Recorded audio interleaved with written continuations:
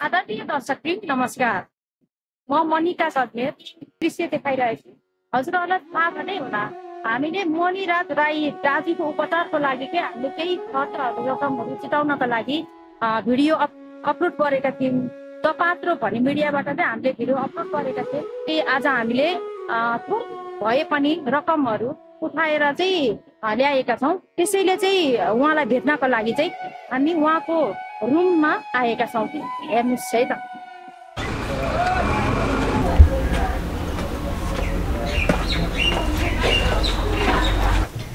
दाई दिदी नमस्ते। दाईलाई धेरै गाह्रो नै छ है? त्यही भएर सुतेको उठिसकेको छैन बहिनी। गाह्रो छ? हजुर सुतेकै गाह्रो हुँदै भयो कि त्यही भएर। उठ्नु न त बिस्तारै, दिदी उठाइदिनु त बिस्तारै।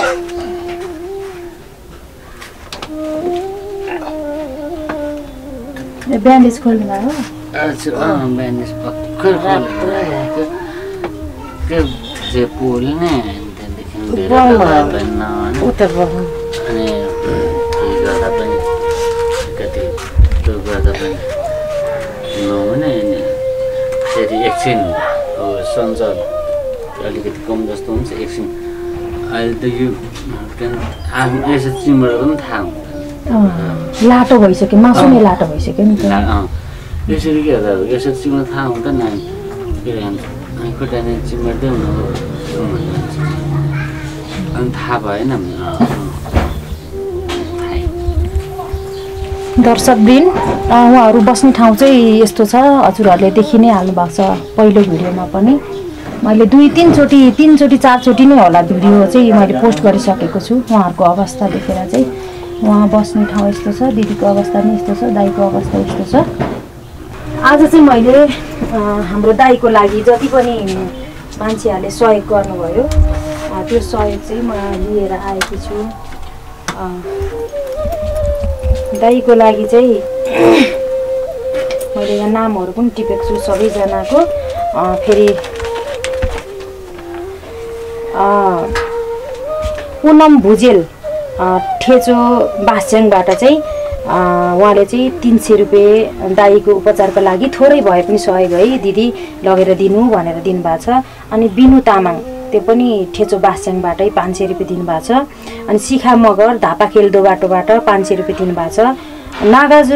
नागार्जुन नगरपालिका वडा नम्बर 2 गौरी गाउँ महिला समूहको तर्फबाट, यो चाहिँ महिला समूहको तर्फबाट चाहिँ कस्तो रहेछ भने त्यहाँ अचारको लागि चाहिँ तालिम चलिरहेको रहेछ हैन।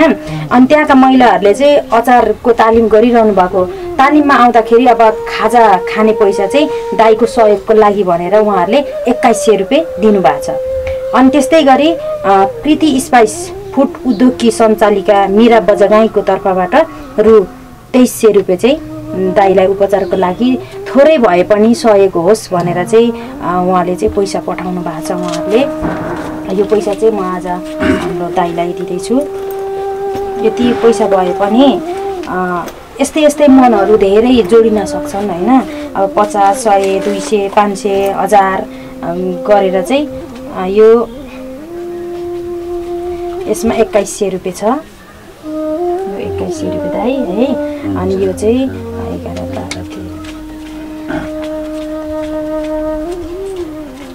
यो 2300 रुपियाँ यो भयो। अनि यो धापाखेल अनि बास्याङको ठेचोबाट गर्ने एकजनाले 300 रुपियाँ अनि 500 ल यो चाहिँ उहाँहरूले चाहिँ यसरी दिनुभएको छ। हजुर धन्यवाद बहिनी। अब के गर्नु, म यस्तो अशक्त छ। अब उहाँहरूले सबैले यस्तो गर्दै गर्नुभयो भने पनि के गरौँ भन्दा पनि यसले निकाल्नु मात्रै पाएदेखि त गरी खान त जसरी पनि खाइन्थ्यो होला। हजुरहरू अब तपाईँहरूले मेरो लागि यसो गरेर सबैलाई सहयोग गरिदिनुहोस्, त्यसको लागि धन्यवाद। तपाईँहरूले धेरै सहयोग गर्नुभएको छ। तपाईँहरू हुनुहुन्छ, त्यही भएर तपाईँहरूको आशमा छु, सरहरूको मेमहरूको आशमा छु।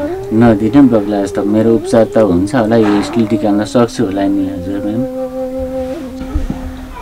दर्शकवृन्द देखिहाल्नुभयो दाईको अवस्था कस्तो छ भनेर। उहाँ पहिले नै अपाङ्ग चाहिँ भन्नुभयो, पहिलेदेखि नै अपाङ्ग भए तापनि घर बनाउने काम गर्नुहुन्थ्यो होइन। घर बनाउने काम गर्दै गर्दाखेरि लडेर अहिले यस्तो अवस्थामा हुनु भएको छ। अब आफै कमाउनुहुन्थ्यो, आफै रमाउनु पनि हुन्थ्यो, सबै कुरा आफै गर्नुहुन्थ्यो। अहिले उहाँको अवस्था यस्तो भयो, अरूको आश गर्नुपर्ने, यसरी 100, 50, 200, 300, 500को आश गर्नु परेको छ। हजुरहरूले देखि नै हाल्नुभएको छ। हजुरहरूले पनि यो भिडियो जहाँबाट जसले हेर्दै हुनुहुन्छ, हजुरहरूले पनि 100, 50, 500, 1000 जति सक्नुहुन्छ आफ्नो हृदयदेखि नै उहाँको लागि चाहिँ सहयोगको लागि, उपचारको लागि चाहिँ हजुरहरूले सहयोग गरिदिनुहोस् भनेर विनम्र अनुरोध गर्न चाहन्छु। म चाहिँ कति मान्छेहरूलाई भन्नुभएको छ उहाँहरूले, र हामीले पनि विभिन्न मिडियाहरूलाई चाहिँ फोन गरेका छौँ। चलेको धेरै सहयोग गर्ने मिडियाहरूलाई हामीले फोन गरेका छौँ, फोनहरू उठेको छैन। किन हो त्यो मलाई पनि थाहा भएन होइन। नम्बरहरू दिनुभएको छ, उहाँहरूले भिडियोद्वारा नै नम्बरहरू दिनुभएको छ। त्यो नम्बरमा हामीले फोन गरेका छौँ, तर त्यो फोन लागे तापनि उठ्दैन। कति नम्बरहरूमा चाहिँ फोन नलाग्ने छ। त्यो यदि फोन नलाग्ने अनि गरेको फोन नउठाउने भएदेखि अब किन राख्नु भएको, अब त्यो चाहिँ मलाई थाहा भएन होइन। अब यस्ता व्यक्तिहरूले चाहिँ यस्तो सहयोग गर्नुहुन्छ उहाँले भनेर एकदम भगवान जस्तो सम्झेर चाहिँ उहाँहरूले फोन गर्नुहुन्छ, तर फोन लाग्दैन, फोन उठ्दैन, किन होला। विभिन्न संस्थाहरूलाई अनि अरू मान्छेहरूलाई पनि मैले पनि भनेको छु र उहाँहरूले पनि भन्नुभएको छ। उहाँहरूले आश्वासन चाहिँ ठुलै देखाउनु भएको छ, यस्तो गर्ने उस्तो गर्ने, ल म यति गर्छु, मलाई भन्नु न के गर्नुपर्छ गर्छु म तपाईँको लागि, तपाईँहरूको लागि भनेर चाहिँ भन्नुभएको छ। तर उहाँहरूले केही पनि गर्नुभएको छैन। अब के हो कसो हो म केही पनि जान्दिनँ होइन। तर उहाँको यस्तो अवस्था छ, आश देखाएपछि चाहिँ थोरै भए पनि सहयोग चाहिँ गरिदिएको भए चाहिँ राम्रो हुन्थ्यो। कि त अब गर्न नसक्ने हो भने आशै नदेखाएको भए हुन्थ्यो, ठुलो कुरा नगरेको भए हुन्थ्यो, त्यस्तो लाग्छ मलाई चाहिँ है।